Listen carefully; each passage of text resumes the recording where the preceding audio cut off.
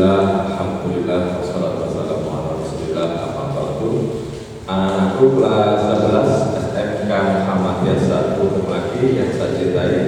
Alhamdulillah pada hari ini kita masih bisa bertemu kembali dalam pelajaran kemuhammadiyahan. Maka saya juga tidak pernah bosan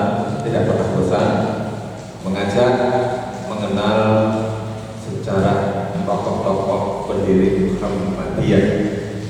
Contohnya kemarin saya sampaikan tentang tokoh yang bernama Kiai Haji Abdul Razak Fahrudin, tokoh yang sangat sederhana, sejuk, solutif. Pendekatannya terhadap umat dan kedekatannya dengan pemerintah bisa terjaga rapi, baik. Itulah tujuan daripada Islam menjadi gerakan amar ma'ruf nahi munkar. Kapan kita bicara tentang kebaikan-kebaikan yang bermanfaat untuk umat banyak, dan kapan kita mencegah umat dari kemungkaran atau perbuatan yang tidak baik, tidak dituntunkan dalam agama. Anak-anakku sekalian saya cintai, pada kali ini saya sekilas menyampaikan pengertian daripada muqaddimah anggaran dasar Muhammadiyah yang disebut dengan MAD, Mat Muhammadiyah, muqaddimah anggaran dasar Muhammadiyah. Alhamdulillah sekalian, mempelajari pada bab ini adalah diantaranya tokoh Ki Bagus Hadikusumo, bagaimana perannya, karena dalam hal itu satu rangkaian mengulas sejarah. Dalam rangka apa? Dalam rangka mencontoh perilaku tauladan. Di antaranya pada kali ini sekilas saya menyampaikan Ki Bagus Hadikusumo, di mana beliau berjasa atas pendirian bangsa Republik Indonesia ini, negara Republik Indonesia. Terutama beliau adalah penggagas konsep pembukaan Undang-Undang Dasar 1945. Di antaranya Ki Bagus Hadikusumo, tokoh Muhammadiyah, adalah konseptor penggagas pembukaan Undang-Undang Dasar Negara Republik Indonesia tahun 1945. Sejarah mencatat Ki Bagus Hadikusumo merupakan salah satu tokoh Muhammadiyah yang berjasa dalam hal sumbangsih pemikiran tenaga, terutama gagasan atau ide yang meletakkan memperjuangkan Islam untuk dapat diletakkan dalam kerangka dasar-dasar negara Indonesia dalam sidang pertama pembentukan dasar negara yang diadakan Badan Penyelidik Usaha Persiapan Kemerdekaan Indonesia atau BPUPKI. BPUPKI singkatannya adalah Badan Penyelidik Usaha Persiapan Kemerdekaan Indonesia. Itu salah satu contoh tokoh Muhammadiyah yang sangat berperan dalam rangka membuat konsep gagasan ide yang membutuhkan waktu sangat panjang, berjam-jam, berhari-hari. Orang yang berjuang berhari-hari, mungkin berbulan-bulan, bertahun-tahun, karena melawan penjajahan Belanda maupun Jepang, akan sampai merdeka, membuat konsep meletakkan dasar negara itu dalam tempat yang sangat tepat. Anak-anakku sekalian yang saya cintai, kembali kepada pengertian muqaddimah. Muqaddimah anggaran dasar Muhammadiyah. Jadi dalam membentuk lembaga apapun, maka ada maksud dan tujuan. Di dalam anggaran dasar itu adalah maksud. tujuannya diletakkan pada anggaran rumah tangga. Jadi ada anggaran dasar, ada anggaran rumah tangga. Maka orang sering menyebut dengan ADART. Apa sih pengertiannya? Muqaddimah anggaran dasar Muhammadiyah atau MAT Muhammadiyah merupakan pembukaan dari rumusan anggaran dasar Muhammadiyah yang berisi pikiran-pikiran mendasar yang menjiwai anggaran dasar Muhammadiyah agar terdapat pijakan, prinsip dan pemikiran yang mendasar bagi Muhammadiyah. Ini adalah langkah pondasi berorganisasi. Kalau bangun rumah itu ada pondasi. Dalam organisasi pun begitu, ada pondasi. Pondasinya apa? Anggaran dasar, anggaran rumah tangga. Dalam rangka apa? Agar dalam menjalankan roda-roda organisasi itu sesuai dengan apa yang diinginkan, apa yang dicita-citakan, jadi tahu apa maksud dan tujuannya berorganisasi. Apa organisasi Muhammadiyah? Jadi gerakan amar ma'ruf nahi munkar, gerakan dakwah, mengajak kepada orang untuk berbuat baik, mencegah dari perbuatan-perbuatan munkar. Nah, itu adalah makna daripada anggaran dasar.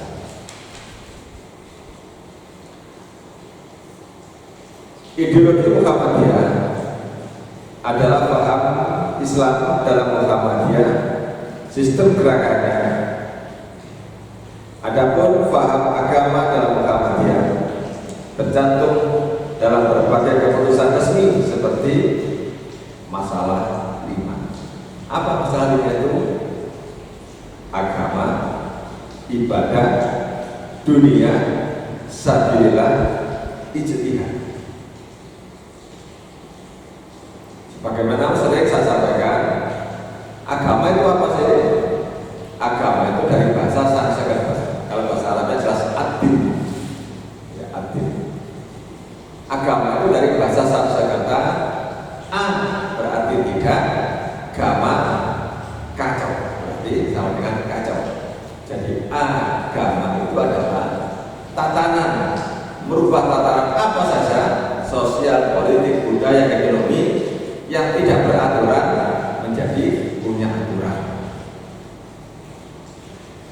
Islam lengkap, Al-Quran lengkap menerangkan masalah itu. Terus kemudian ibadah. Ibadah itu apa sih? Ibadah itu dalam bahasa Al-Quran dijelaskan. Poin-poinnya saja. Wargamu ma'ar-rohim. Rukulah kamu bersama orang-orang yang rukuk. Rukulah sujudlah kamu bersama orang-orang yang sujud. Tapi bentuknya bagaimana?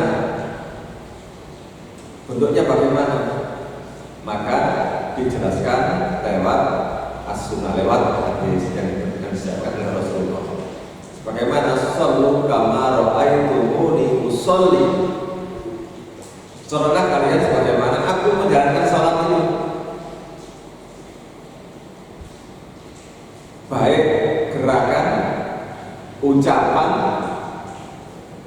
doa-doa, yang antaranya dalam ada doa-doa, itulah yang kami contoh.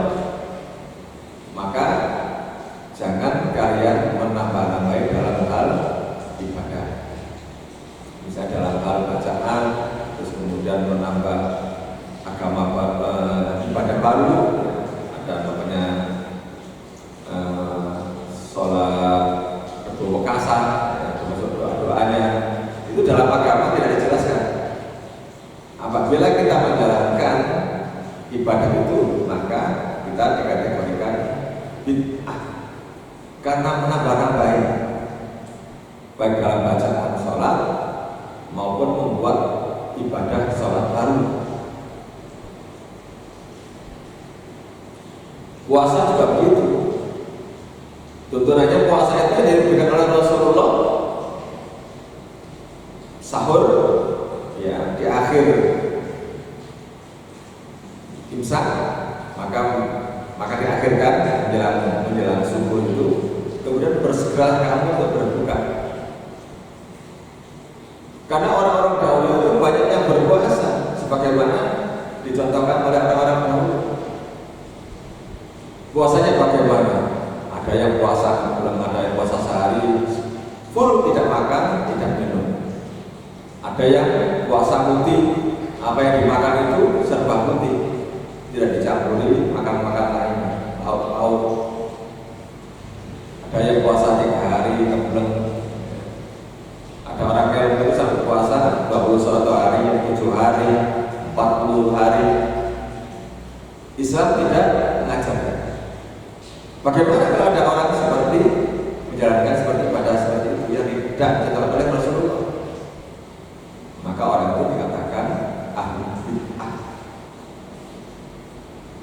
karena tidak dicontohkan oleh Rasulullah Muhammad SAW, apalagi dicontohkan dalam Al-Quran. Terus kemudian masalah 5 yang ketiga adalah masalah dunia. Allah memerintahkan kepada umatnya untuk beraktivitas dunia, bekerja, mencari uang, berinteraksi sosial, karena manusia yang satu dengan manusia yang saling membutuhkan. Dalam hal bekerja sangat-sangat dianjurkan urusan dunia. Jadi bukan dalam agama zuhud itu orang yang lari dari urusan dunia, tidak, dari keberlakuannya dunia, tidak. Dikatakan zuhud itu orang yang benar-benar berhati-hati dalam urusan dunia, untuk tidak mengambil hak-haknya orang lain. Sebagaimana dicontohkan oleh Nabi Sulaiman alaihissalam, juga dicontohkan oleh Rasulullah Muhammad SAW. Beliau seorang pemimpin, tapi tetap menjalankan aktivitas sebagai mestinya, sebagai kepala pemerintah, sebagai hakim, waktu itu hakim, sebagai panglima perang, tetap jalan sebagai manusia, tidak lari dari urusan dunia. Yang biasanya dilakukan orang-orang dahulu itu lari ke tempat-tempat yang sepi, di gunung, di gua, perkampungan yang jauh dari hiruk-pikuknya manusia, menganggap dirinya bisa menyatukan pikiran jiwanya dengan Sang Pencipta. Jadi bukan itu yang dimaksud dengan zuhud. Zuhud itu tetap kita melakukan aktivitas dunia, aktivitas ibadah, tetapi juga tetap berhati-hati, ya, berhati-hati dalam hal mencuri yang bukan hak, mengambil hak yang bukan haknya, tetap memperhatikan hak-hak rezeki yang telah kita terima kepada para masakin, kepada ibu sabil atau sabilillah itu. Repot. Kalau zaman Rasul itu ada perbudakan. Tapi bukan sekarang perbudakan pada masakin ini, perbudakan pada juga masih ada. Itu adalah kewajiban umat Islam untuk memerdekakan. Anak-anakku sekalian saya cintai, pemikiran Kiai Haji Ahmad Dahlan dan berbagai keputusan dalam Muhammadiyah, makanya saya ingin sampaikan ada munas taksir, ada munas-munas yang lainnya, munas taksir, musyawarah nasional tentang permasalahan-permasalahan baru yang disebut dengan tajdid. Jangan lupa tajdid, membahas masalah-masalah kekinian yang tidak terdapat dalam Al-Quran dan As-Sunnah, atau mungkin dikembangkan pola pemikiran. Muhammadiyah merupakan sebuah organisasi yang berbadan hukum lewat surat keputusan Government Beswit nomor 22 tahun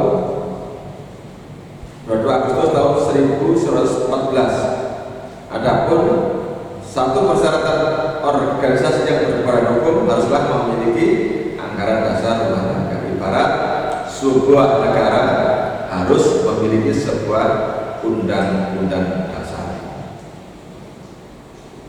Anggaran dasar atau konstitusi pada umumnya terdiri pembukaan, pendahuluan, muqaddimah atau preambul. Jadi pembukaan itu terdiri pendahuluan atau yang disebut dengan muqaddimah atau bahasa lain adalah preambul. Makanya dalam undang dasar 45 itu ada preambul. Kemudian punya konsep isi,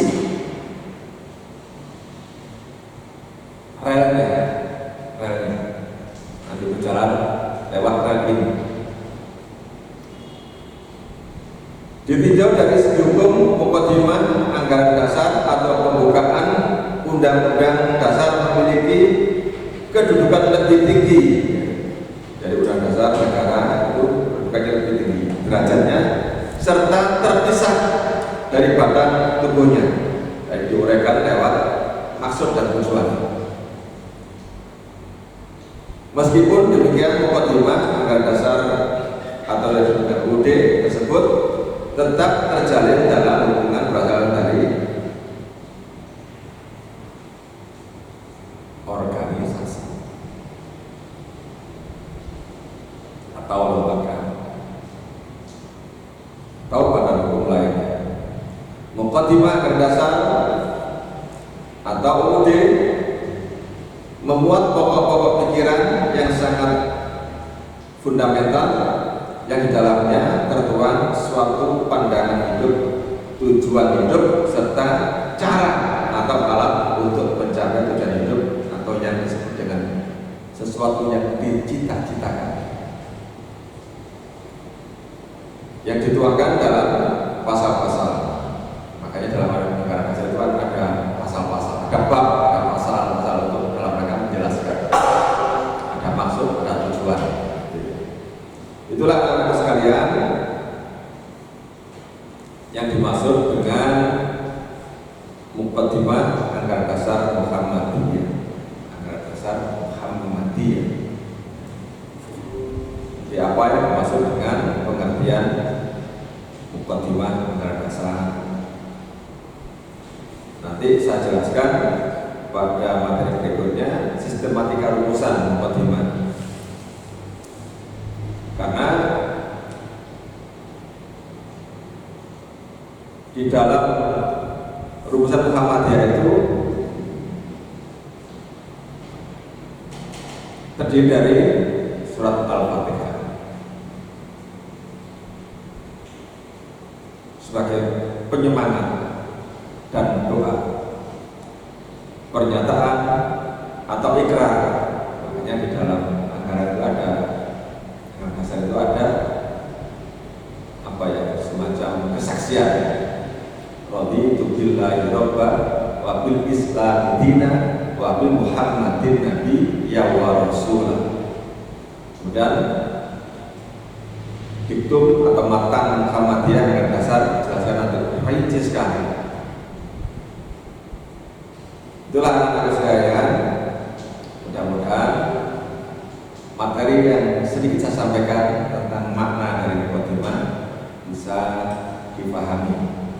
Minimal kalian kenal apa sih sing diarani muqaddimah itu, apa sih diarani anggaran dasar itu, apa sih diarani anggaran rumah tangga. Perlahan saya sampaikan agar kalian senantiasa semangat dan nanti kelaknya menjadi orang-orang yang sukses.